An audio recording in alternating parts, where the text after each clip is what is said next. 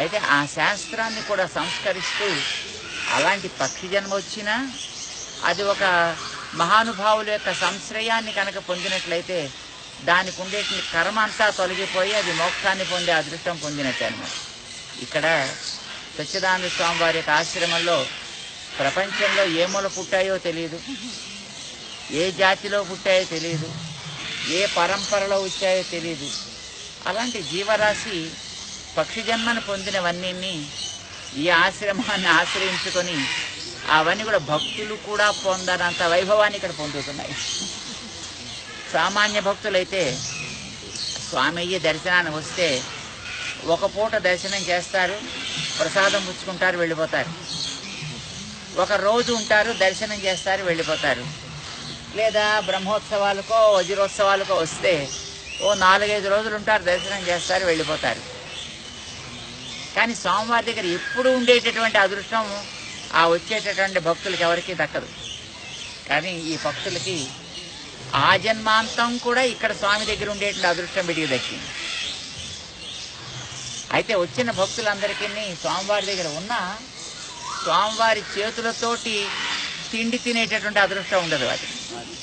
కానీ ఈ పక్షులకి పక్షి జన్మ వచ్చినప్పటికీ ఇక్కడ ఆశ్రమంలో ఉండడం, శాశ్వతంగా ఉండడం, చక్కగా వారి తిండి తినడమే కాకుండా వారి చేతుల మీదుగా కూడా తినేటటువంటి అదృష్టం దక్కిందంటే ఆ లోపల ఉండేటటువంటి జీవులందరూ కూడా ఎంతో అదృష్టం చేసుకున్న వాళ్ళని మేము భావిస్తున్నాం. అద్భుతమైనటువంటి సన్నివేశాన్ని ఇక్కడ స్వామీజీ క్రియేట్ చేశారు. మేము ఎప్పుడో ఒకసారి ఫ్లారిడాలో ఉండేటువంటి మయామిలో బర్డ్స్ జంగిల్, ప్యారెట్ జంగిల్ అని ఒక స్థానాన్ని చూసాం.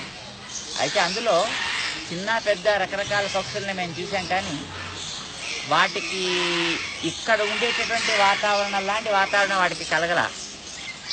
అవన్నీ ఏదో నార్మల్ పక్షులుగా ఉంటాయి, ఎవరో వస్తారు చూస్తారు, కేవలం మ్యూజియంగా మాత్రమే ఉంటాయి.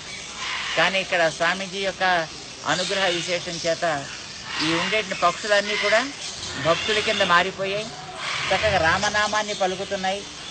రామనామాన్ని పలకడం చేత కాని వాళ్ళకి, దానిని అనాలని ఇంటెన్షన్ లేని వాళ్ళ చేత కూడా రామనామాన్ని అనిపించేటటువంటి ఒక భాగ్యాన్ని కూడా ఈ పక్షులు పొందాయంటే వీటి జన్మే జన్మ. వాటిని ఆ రకంగా తీర్చిదిద్దినటువంటి స్వామికి హ్యాట్స్ ఆఫ్. వారు చేసినటువంటి ఈ అద్భుతమైనటువంటి ఈ క్రియేషన్కి మాకు చాలా ఆనందం వేస్తుంది. అసలు ఈ వనంలోనే అలా హాయిగా ఉండిపోతే బాగుండి అనిపించేట్టుగా ఉందన్నమాట. చాలా సంతోషం మాకు ఈ పూట. తమరు మళ్ళీ రావాలి, ఒక 2 రోజులు ఇక్కడ ఉండాలి. మీకు తృప్తి కలగలా, మాకు తృప్తి కలగలా. కానీ వాటికి ఎంత అద్భుతంగా అలవాటైందో, చక్కగా వచ్చి చేతుల మీద కూర్చుంటున్నాయి. ఎక్కడైనా పక్షులు ఉంటే దూరంగా ఉంటాయి, చూస్తాయి, వెళ్ళిపోతాయి. దగ్గరికి వస్తే అలా దూరంగా పారిపోతుంటాయి. ఎక్కడో పంజరంలో పెడితే తప్ప పెట్టినవి తినడానికి ఇష్టపడరు. అలాంటిది వాటిని ఫ్రీగా వదిలినప్పటికీ కూడా అవి వచ్చి అందరి దగ్గరికి చేరి అందరితోటి కూడా ఆప్యాయతని పొందించేటటువంటి వాతావరణం వాటికి తయారైందంటే, ఆ రకమైన శిక్షణ అవి పొందగలుగుతున్నాయంటే వాటికి ఉండేటటువంటి సుకృతం నిజమైనటువంటి సుకృతం. దాన్ని కలిగించినటువంటి స్వామికి మనం ఏం చేసినా తక్కువే. మాకు చాలా ఆనందంగా ఉంది. దీన్ని నిర్వహించేటటువంటి దీని యొక్క కాపర్లు ఉన్నారు కదా, దీన్ని పాలించేటటువంటి వాళ్ళు, వాలంటీర్స్, వారంతా కూడా ఎంతో అదృష్టం చేస్తున్నారు. ఇట్లాంటి మంచి భూత దయని చూపించగలిగేటటువంటి అదృష్టం వారికి స్వామికి కలిగిస్తున్నారు. మేము ఏదో మాధవ సేవగా సర్వప్రాణి సేవ చెయ్యాలి అని అంటుంటాం.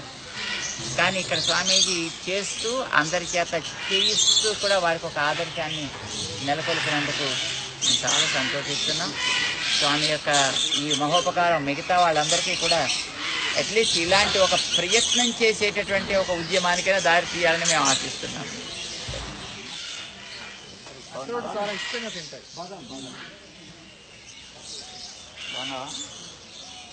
తృప్తి కలిగేటంతగా జాగ్రత్తగా మీరు వాటిని పాలిస్తున్నారు. చాలా బాగుంది, చాలా సంతోషం.